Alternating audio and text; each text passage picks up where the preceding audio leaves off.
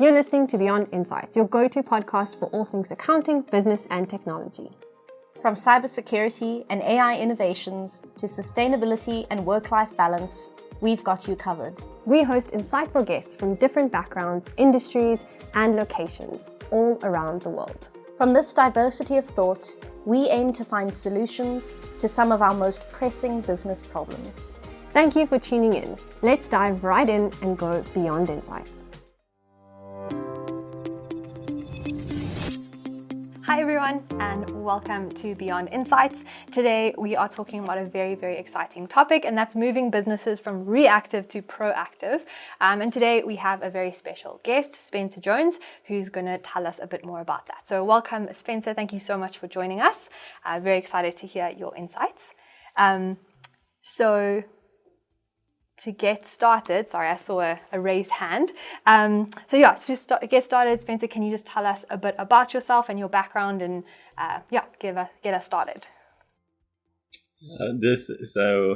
I am in Tennessee in the United States and kind of near the mountains, and we're in a beautiful spot. So because of that, I like the outdoors. So we spend any time when we're not in numbers and in reporting and advising, and I'm outside, I'm running or watching my boys play soccer or running too. I have one in track and field and one in soccer, so that keeps us busy. And and we've been a bit of an entrepreneur. That was how I got started. We owned an event rental company and started that, and then we owned a restaurant and started that with some college students, and that was really fun. So then finally landed on accounting. So cool. So it sounds like you have lots of business experience as well, not just the accounting side. You've actually got your hands dirty in running businesses yourself. So you run Proact CFO. So maybe if you can just tell us a bit of the story behind Proact CFO, how it started, what it's all about. Well, we've been in business about 12 years, and I've been in accounting pretty much off and on for several years before that. But we, like most people, it's an opportunity and just being in the right place to respond at the right time. And I had a closed door, actually. I was teaching in finance and accounting at a college, at a university. And they actually downsized, and we had right before COVID, it's a little bit longer before that. But so they downsized, and then I had a friend at the same time that wanted to start an optometry practice. He had just finished medical school, and he said, "Hey, I need some help with this." And so he became our first client, and that's how we started the practice. So that's our story, and we've it's funny. I like to explain why the name too, because Proact CFO. I have to spell it out a lot. It's kind of funny. How do you spell that? So but Proact is really it's to take that word is a word. You hear proactive, and then there's Proact, and that's actually to take action in advance of an expected event. And that's really what we wanted to design the firm around, was thinking ahead and being able to react in real time and plan, and not just look at historical data. Oh, I think it's amazing. I love the name. I was very excited when I heard it. I think mainly because I think that is what a lot of people struggle with accounting. I don't know if it was the same for you, but when I was studying accounting, there was this battle between financial accounting and managerial accounting. And financial accounting always told us, no, we're important because you need us for your taxes and, to report. And management accounting said financial accounting is old, the data's so old, no one cares about it, it's not relevant anymore. And I think today with cloud accounting, the two have merged, and you can have your reporting real time. But anyways, I ramble on, but I think why it's so important is because, as you say, you are, being proactive about understanding what's happening so that you can react. You can do something about it and plan. And as accountants, I think that's our superpower. If we can really help clients and businesses do that. I think it's very, very exciting. And interesting how you ended up in accounting because of something that maybe seemed bad at the time, like downsizing. I think it's cool how journeys go like that. So yeah, for someone who's thinking of transitioning into practice, or who has a practice and wants to see, what does a day in your life look like? I try to be purposeful in the day, and the more you read about leadership too, you'll kind of that helps shape what your day looks like. And I've learned the more I've dug into leadership, it's you have to cut out time for strategy and for leadership and strategy time. And so I try to make that the first hour of my day. If you don't do that, you're busy. We all get into the technician role of just doing, getting done what we have to get done on our task list for the day. And so I've tried to be purposeful. That first hour, I realize it's quiet and you can get a lot of tasks done, but you've got to fit that strategy in at some point. And so that first hour for me is like, that's when I work on SOPs or marketing strategy or the team strategy. That's when we fit that in. And then about half of the day, but our practice is a little bit different, that we have a lot of coaching built into that fractional CFO model. So that's about half the day. It's just answering phone calls or video calls and advising. And then really there's the smallest part is the technician part, where you're just getting tasks done. And sometimes that gets a little behind, because of that. so I think that's probably, a kind of a mind shift for a lot of accountants, or maybe students thinking of accounting, because I think they probably think that the bulk of their day is what you make the last part of your day. So kind of cool to see that the advising and, interacting with people is actually bigger. And I really like what you say about that strategy. So I'm very guilty of this. I plan to get into the office early so I can do that. And then we have people in the office from 4 a.m. till 11 p.m. So it's always busy. And so, I think I need to take that tip and be more proactive about taking time for that strategy, because otherwise that's the kind of the thing that there's no deadline on it, right? So you can just, never do it, but obviously you will suffer because it's so important. So now we know what your day looks like. What is your favorite part of your job? Well, the favorite part, I enjoy working with the team, and I think that comes from being a former teacher. I love the instructing and coaching, and that starts with our team. And if you ask them, they might say just he's average, but I'm working on that part. so that part, but I love it with the team, and that part of that is like, Jim Collins had a book, Good to Great, and it's quoted a lot, but it's really he teaches you to focus on the right person in the right seat, and in your organization. And so I love that part is finding that right role in the right seat, and we're always working on that. And then, but that, because of that same teaching, the teaching role and the history with that, I love that part of working with clients too, is just really like advising and coaching and encouraging them to like figuring out their goals, and then encouraging them the best we can towards reaching those goals. So yeah, that's what I think is fun. And then I have to say I'm a bit of a tech nerd too. So, well, if SIF sends out some updates, for I love to look at the technical updates and play around with those. So. Amazing. I'm glad. I also enjoy when there's a new update. But I think, that educator, I also love education. I think it's all about developing people. And I think that's often underestimated in accounting practices.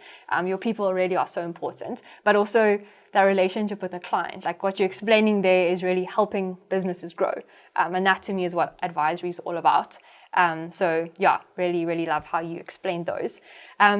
So in terms of, your practice and being in the accounting industry, what's really changed since you started over the time? And, good, bad, what are the changes you've noticed? Well, a couple of things. One follows with just that data part. Data management to me has really changed, and data security, and that now, because we don't store, we operate a paperless practice, so we don't store. We don't try not to have any paper whatsoever. As soon as we get anything in the mail, even it's scanned in.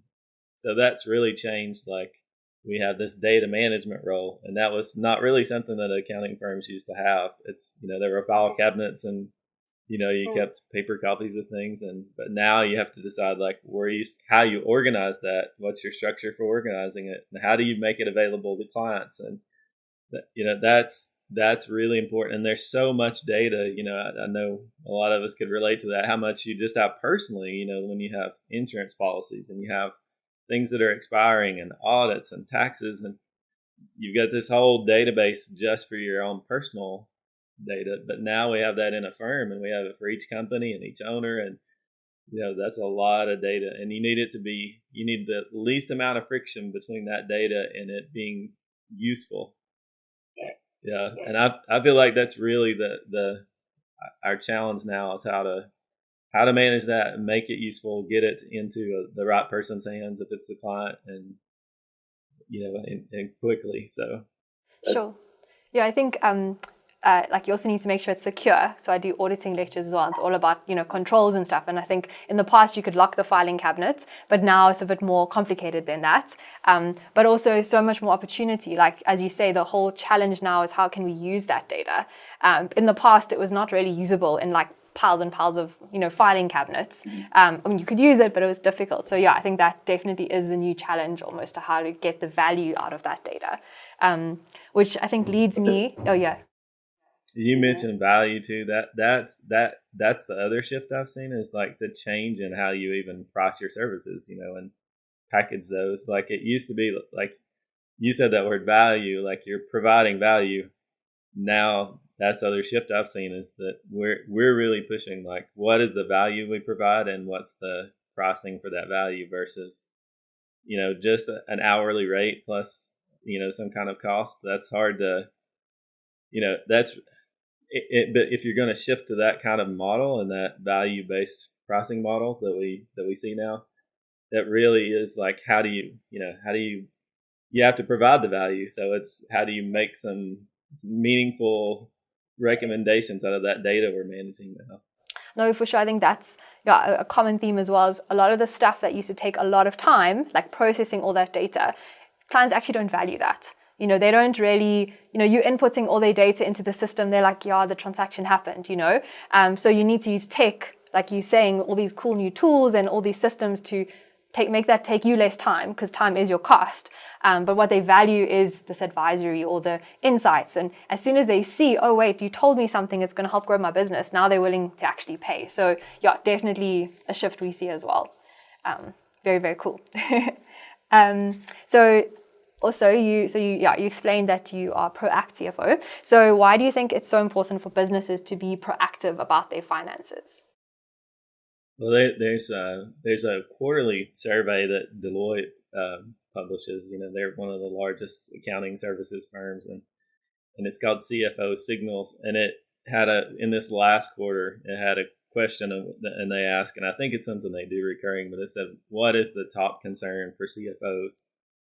And the answer, overwhelmingly, it was like over 60% said they rank the economy as their top like external risk, and so people worried about and really if you're saying that, you're worried about the future, so you're worried about, if this industry I'm in changes or the service I provide is relevant or not relevant, like how do I react to that? How do I shift? And that really is the essence of being proactive, is if this is the biggest concern, I've got to be able to react in real time. And that's what's been important for us. Like it's funny, like my first fractional CFO role, I was sitting in a room. I'd been in a couple of months in, and I was sitting in a room in a meeting, and it was a financial statement review meeting, but it was occurring in September for the prior year's financials. So it was a firm that it was a tax prep CPA firm, and they had come in to do the review in September for the prior year, and I was sitting there thinking it took like 2 hours, and I was thinking like, what value are we seeing in this? Like, goodness, this is this is, if you think about all the way back to like January of that prior year, you're talking about data that's over a year old, and I was thinking like, how do what can we do with this? How can we take any action from it? And really, the answer on that was like, there's not much we can do. It happened. It's over a year old. So it really hit me. That was one of the first examples. Is like, I've got to figure out how to help the client respond in real time rather than Yeah, because if you're making a mistake, you want to know about that mistake now, not 9 months later when you've got 9 months more mistake. That makes a lot of sense. So what do you think many businesses are still struggling with or missing out on when it comes to, their finances or how they run? Well, I think a lot gets stuck at certain levels, and we all feel that in whatever organization we're trying to build. And there's usually some ceiling, and there's a reason for that ceiling, and it's depending on, there are different reasons for that, but a lot of times it's we have to push on the strategic education we have. We're limited by the strongest leader in our organization is also our limit to how we're going to grow, and our job is to help educate that leader so they'll push a little bit farther, because we need them to do that in order to grow the business. And I notice, so one of the things I'll catch, and really it just happens from experience over time, is to catch like, okay, what if they're approaching this limit, if they've slowed or they've been stagnant or they've kind of gone up and down, we don't see like growth.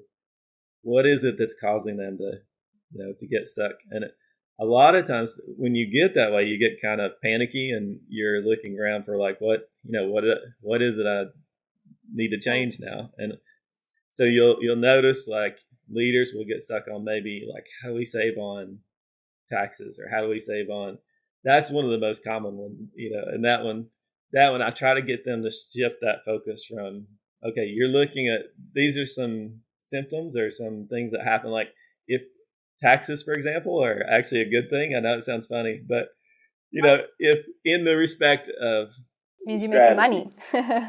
means you're making money, yes. so taxes are a good thing.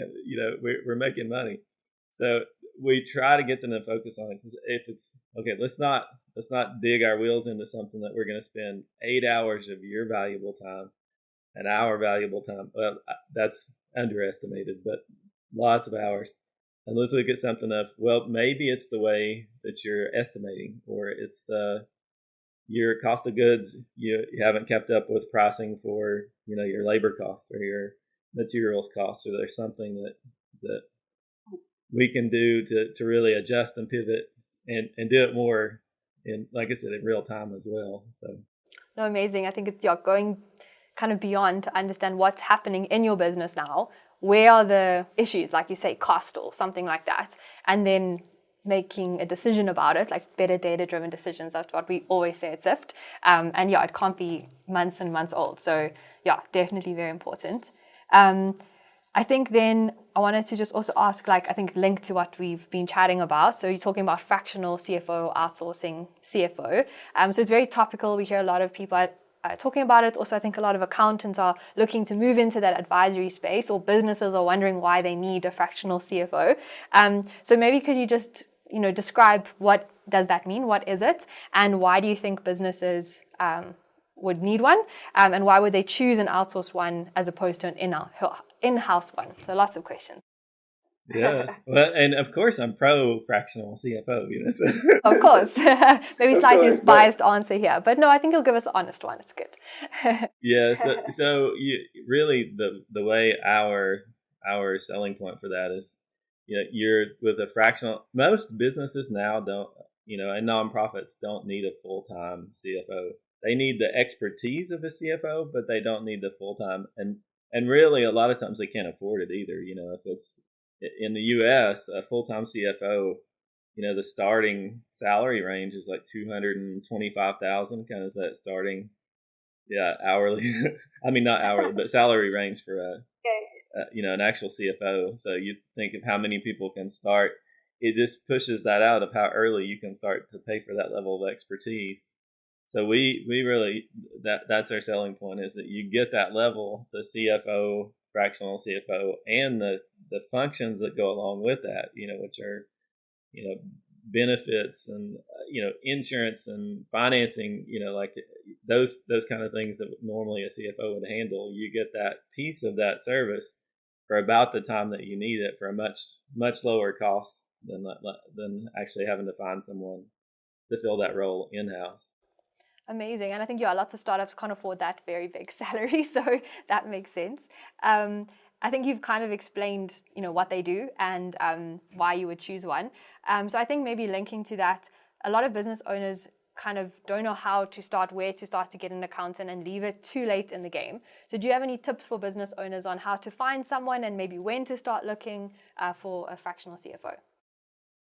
Well, probably like you figured out too, like when you get that first conversation with a client, like they're usually, when they need an accountant, it's past time. So because Agreed. every time, almost, I would say 80% of the time, they needed an accountant like 6 months ago. So yeah, that's one of the things that I would, I would encourage anyone to read about leadership and strategy. The E-Myth Revisited is a good book. It's Malcolm Garber. It's an old book, but he pushes in that book. One of the first things that you outsource is admin, and that includes accounting, because the cost is low compared to what value you receive. If you're going to spend money on a full-time person in-house, you want that person to be in sales or in an operational role, those type roles. But you need someone, you have to get your house in order first. And to do that, you're going to need to fill that role of the accountant or the CFO. And you need that really for expansion or growth. That's the challenge too. If you wait and your financials need to be, they're 6 months before that you can behind, and you can't get a loan if you don't have current financials. So it's really important to start sooner and consider outsourcing that role early. I think that's what's nice with outsourcing as well. You don't have to get a full-on salary. You can just be like, listen, we're starting out. I only need a little bit, but at least you don't kind of end up behind. So on that, your Proact CFO offers 3 services: bookkeeping, controller, and CFO. So maybe if you can kind of give us a bit of a view as to the difference between these, and if I was a business, what should I be looking at? Which one would I need?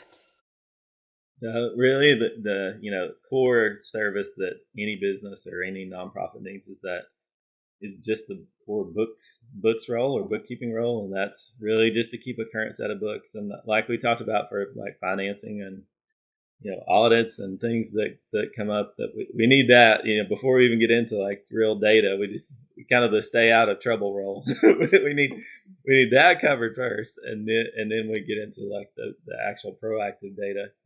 And that's what that bookkeeper role is. It's just, can we get just the kind of the stay out of trouble role, if that makes sense, and then, yeah. And then the controller is really when we got, for us, that role is there's someone on staff that there's a point person on staff that knows, a little bit about the accounting role that we can coordinate with. And that's in that, probably past that 1 million in revenue range, US dollars, kind of that point, we move into that role. And then as you get larger, like a true SMB in the US, like we move into a real CFO, outsourced CFO role. And that's where our sweet spot is to be able to provide the advising with that as well.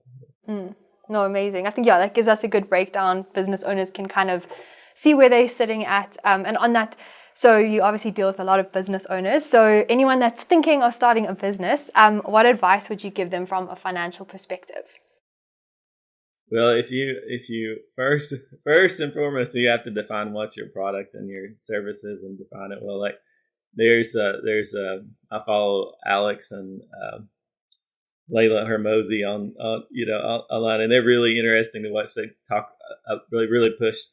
Define your product. So first, what is your product or your service, and how do you get people, how do you get people to buy it, and then how do you make money? So if I'm starting a business, I'm figuring those 3 things out first, And then I follow that with, I've got to measure that. And that's where we plug in, right? As accountants, we plug in to say, did people buy that service that you defined, and did you make a profit at it?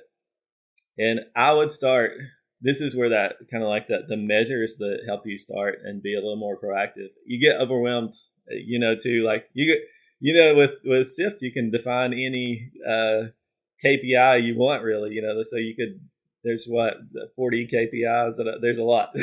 So you could create, you can make as many as you want. Yeah. So, and that can seem overwhelming. So in the beginning, like we recommend is like, just pick 3 simple, like we start with revenue, net income, and the cash balance, and that's simple. And I don't mean to oversimplify that, but you need a starting point that's not overwhelming, that you can look at quickly. And so I would recommend that, like pick the metrics. I like those 3, and then look at those weekly and figure out how to get your data. If you don't fill that accounting role and you do it yourself, just make sure you're keeping up with that weekly, because as you're starting an organization, you need that feedback so you can, because, we all know we make a lot of mistakes in the beginning and we learn from those mistakes. And so you need to be able to pivot and adjust, but the data has to be fresh and current and, accurate. And accurate. Yes. Yeah. Yeah. Okay, so then there's probably accountants out there who are inspired by your story. So what advice would you give anyone who wants to start an accounting practice? For an accounting practice, for me, it's really the same advising like that we advise, really any other industry. It's to start with your purpose, your why. And that for us is really important, is what are you doing and who are you doing it for? And we defined our mission, like our mission is equipping organizations to invest, grow, and give more. And that's important to us. And so really your mission is not going to be the same, but you need to define that first as an accounting, starting an accounting firm. What are you doing and who are you doing it for? And that should really develop that mission. And you may shoot wide at the start, and then you're going to, as you grow and you learn and you pivot from, mistakes and from wins, then, you'll begin to narrow your focus. And that's the other thing with an accounting firm. We started with, which everyone in a small business does. You start with serving everyone. You like, I'll take whatever business I can get because I need to eat. So yes, so you take everything, and then you realize, like, when you start doing everything, you're not good at anything. I mean, I'll say that you can be good, but you're not great at anything. So we found that out really early, is we can't have 15 services, and then be good at all 15 of those services. So that's the other thing I would do with an accounting firm is narrow that focus more and more as to what are the 3 services we can provide and we can be great at, and that, again, you have to eat to start with, but for sure. I know we are running out of time, but I still want to ask you 2 more questions. So the one, you said you're very excited about tech and you always like to try things. Do you have any cool tools besides SIFT, obviously, that you kind of use to improve efficiency or really help in your practice? Yes, I mean that's great. That's great. It's great you mentioned SIFT, though, because we do use, and that's one of our core tools is SIFT, just because it helps us respond in real time. And we do like a weekly review with our internal team, and we use the SIFT overview of our companies, and that's one of the ways that we stay. We can respond in real time, and that's a great way that we use the SIFT tool. And then we also use and I would highly recommend any organization, especially accounting firms, use a project management tool along with that too, and a way for clients to communicate with you. I think clients now appreciate reduced friction in communication. You don't want to call an office, leave a message, get a call back in 3 days. But because a lot of times the questions are quick. If you have a project management system or a chat system where they can send a message and get a quick answer, you've had a big win, and just from a simple use of tech. I think those are cool, like simple enough, doesn't have to be fancy tech, just such small things that can solve such big pain points.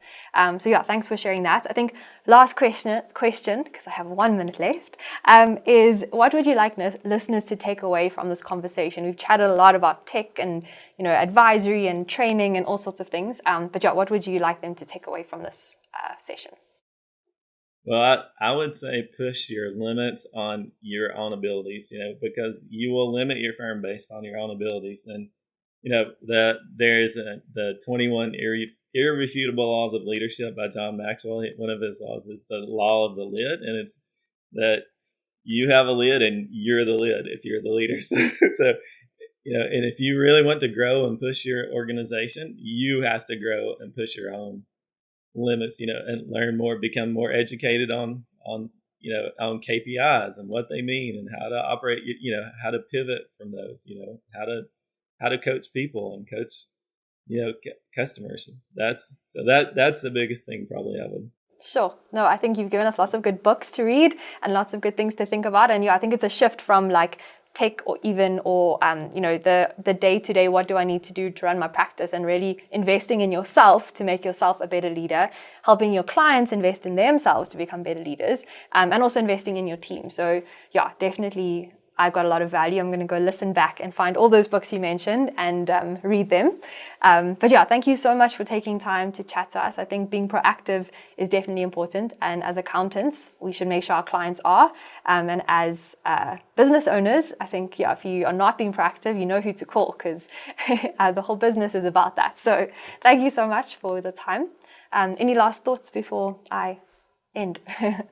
No, thank you for having me. It's been a pleasure. Awesome. And thanks everyone for joining us. We'll be back next week with another great episode. So bye everyone. Thanks for tuning in to the Beyond Insights podcast. Please like and subscribe on whatever platform you're listening to right now. And please share with any of your colleagues or friends or family members that you think might benefit from listening to this podcast. That's all from us. Until next time, see you then.